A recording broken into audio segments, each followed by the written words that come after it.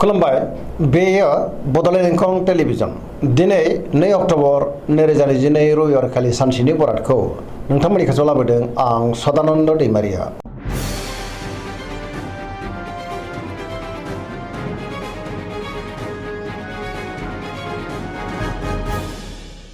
सिगां फरायनो लादों मेष राशि गिबि हांखो अ ल दिनैनि साना बारा मोजां नङा। माबा जाहोनाव लाजिनांनो हागौ, सोरबाया लाजिफोनांनो नाजागोन। सांग्रां जानाया गाहाम, सुथुराबो बांनो हागौ। बयजोंबो गोरोबनो रोंनाय नङा। मावनो लानाय खामानिखौ मावफुंनो हागोन। गोसोखौ दिनै जोबोर गोनो गोथो मोनगोन। देहाया मोजाङै थागोन, अब्लाबो नाथाय जानाय लोंनायाव सांग्रां जानांगोन। बहानिफ्राय हरखाबै गाज्रि खौरांबो फैनो हागौ।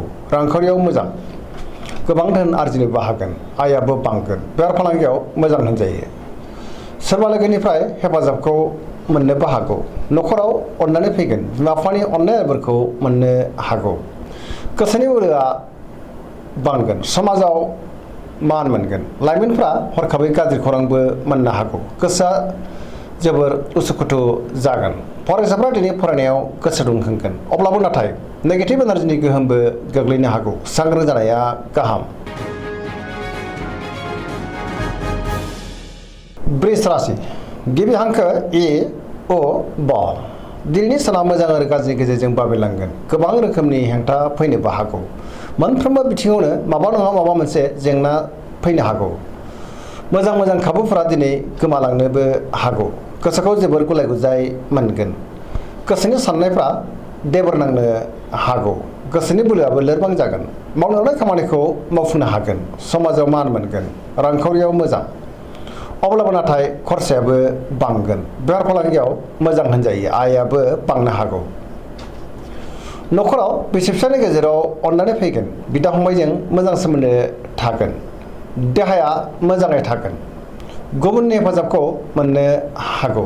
जायखि खामानि मावा मानो मोनफ्रोमबो खामानियाव माबा नङा माबा मोनसे जेंनाबो फैनो हागौ। सोरबा लोगोनिफ्राय हेफाजाबखौ मोननो हागौ। गोसोनि साननायफ्रा देबोरबो नांनो हागौ। नेगेटिभ एनार्जिनि गोहोम गोग्लैगोन। सांग्रां जानांगोन।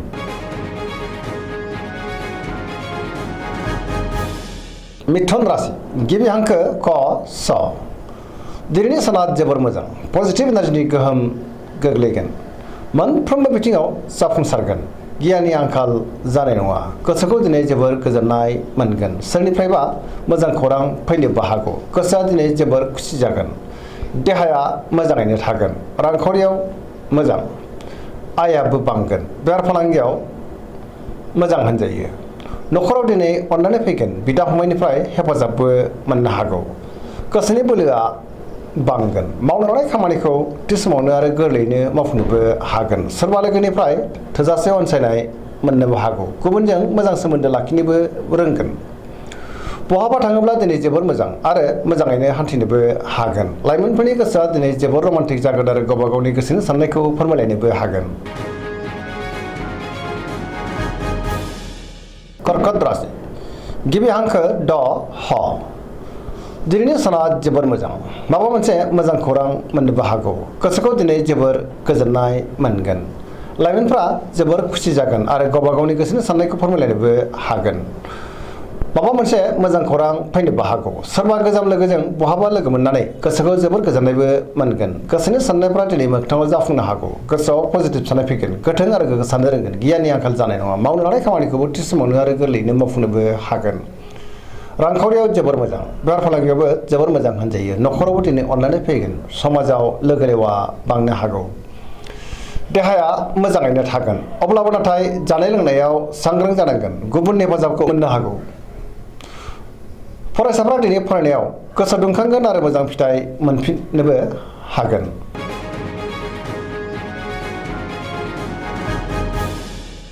सिंह राशि गिबि हांखो म ट दिनैनि साना मोजां आरो गाज्रिनि गेजेरजों बाबेरलांगोन।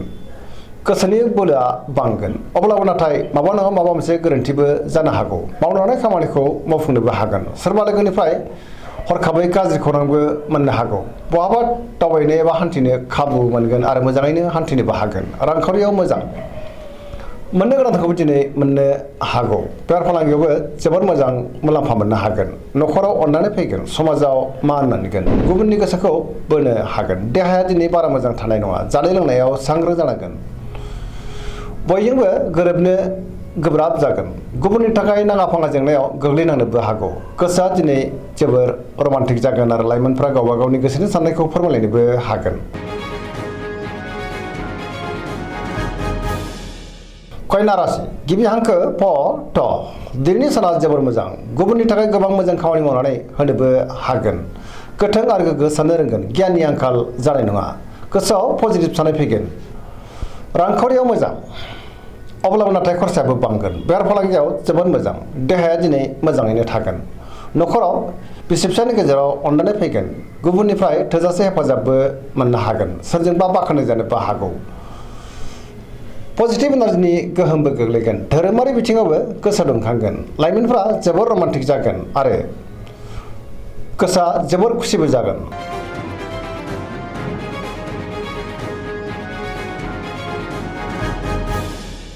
तुला राशि गिबि हांखो र ट दिनैनि साना जोबोर मोजां गोसोनि बोलोआ बांगोन गावनि गोसोनि साननायखौ गुबुननो फोरमायनोबो हागोन मावनो हानाय खामानिखौ थि समावनो मावफुंनो हागोन देहाया मोजाङै थागोन अब्लाबो नाथाय जानाय लोंनायाव सांग्रां जानांगोन बहाबा हान्थिनो एबा दावबायनो खाबुबो मोननो हागौ रांखान्थियाव दिनै जोबोर मोजां मोननो गोनांखौ मोननो हागोन न'खराव बिसि फिसायनि गेजेराव अननानै फैगोन बिदा फंबायनिफ्राय थोजासे हेफाजाबबो मोननो हागौ समाजाव दिनै मान मोनगोन बेफार फालांगियाव जोबोर मोजां होनजायो गुबुननि गोसोखौ दिनै गोरलैयैनो बोनोबो हागोन सोरबा लोगोनिफ्राय थोजासे हेफाजाबखौ मोननो हागौ गोदान खामानियाव आखाइ होनो हागोन सेंग्रा सिख्लाफोरा जोबोर रमान्टिक जागोन आरो गावबा गावनि गोसोनि साननायफोरखौ फोरमायलायनोबो हागोन पजिटिभ एनार्जिनि गोहोमबो गोग्लैगोन आरो पजिटिभ साननो रोंगोन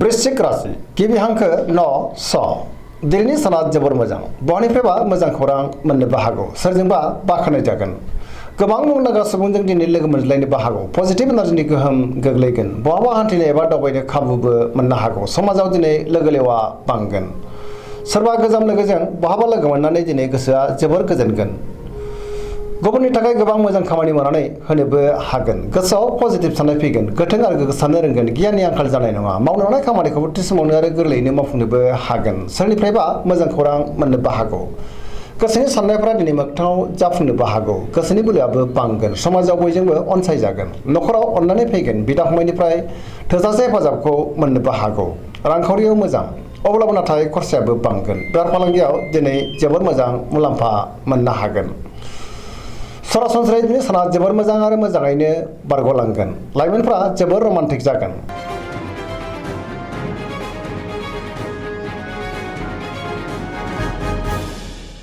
धनु राशि गिबि हांखो ध फ भ दिनैनि साना मोजां आरो गाज्रिनि गेजेरजों बाबेनलांगोन गोसोआव गोनो गोथो साननाय फैगोन मावनो हानाय खामानिखौ थि समावनो मावफुंनो गोब्राब जागोन माबा नङा माबा मोनसे गोरोन्थि जालांनोबो हागौ आरो हेंथाबो फैनो हागौ गोसोनि साननायफ्रा दिनै देबर नांनोबो हागौ देहाया बारा मोजां थानाय नङा जानाय लोंनायाव सांग्रां जानांगोन रांखावरियाव बारा मोजां नङा आयनिख्रुइ दिनै खरसायासो बांसिन जानोबो हागौ बेफार फालांगियावबो बारा मोजां नङा गोबां खहा जानांनो हागौ समाजाव मान मोनगोन बहाबा थाङोब्ला दिनै जोबोर मोजां आरो मोजाङैनो हान्थिनोबो हागोन गोबां रोखोमनि जेंनाजों मोगा मोगि जानांनो हागौ मोनफ्रोमबो बिथिङाव सांग्रां जानांगोन न'खराव बिदा फंबायनि अननायखौ मोननो हागोन बिमा बिफाजों मोजां सोमोन्दो लाखिनो रोंगोन नाथाय अब्लाबो बहानिफ्रायबा हरखाबै गाज्रि खौरांबो फैनो हागौ सांग्रां जानाया गाहाम लाइमोनफोरनि गोसोआ दिनै जोबोर रमान्टिक जागोन आरो गावबा गावनि गोसोनि साननायखौ फोरमायलायनोबो हागोन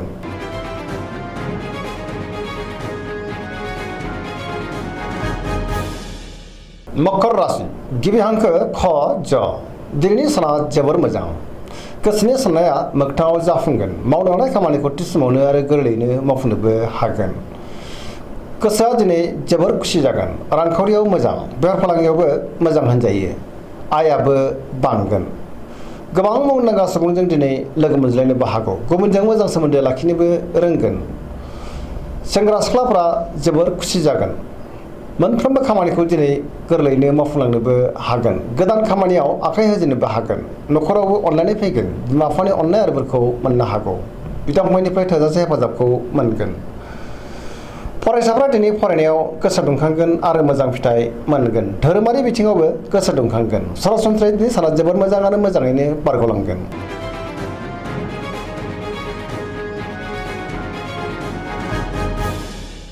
कुम्भ राशि गिबि हांखो ग स दिनैनि साना जोबोर मोजां। मावनो लानाय खामानिखौ थि समावनो आरो गोरलैयैनो मावफुंनो हानानै गोसोआ दिनै जोबोर गोजोनगोन। बहानिफ्रायबा मोजां खौरां फैनोबो हागौ। समाजाव दिनै मान मोनगोन। गोबां मुंदांखा सुबुंजों लोगो मोनज्लायनो हागौ। गुबुननि थाखाय गोबां मोजां खामानि मावनानै होनोबो हागोन। सोरजोंबा बाख्नाय जानोबो हागौ। रांखावरियाव जोबोर मोजां। देहा बेफार फालांगियावबो दिनै जोबोर मोजां मुलाम्फा मोननो हागोन। देहाया मोजाङैनो थागोन। अब्लाबो नाथाय जानाय लोंनायाव सांग्रां जानांगोन। बहानिफ्रायबा मोजां खौरां फैनो हागौ। बहाबा दावबायनो एबा हान्थिनोबो खाबु मोननोबो हागौ। पजिटिभ एनार्जिनि गोहोम गोग्लैगोन आरो पजिटिभ साननो रोंगोन।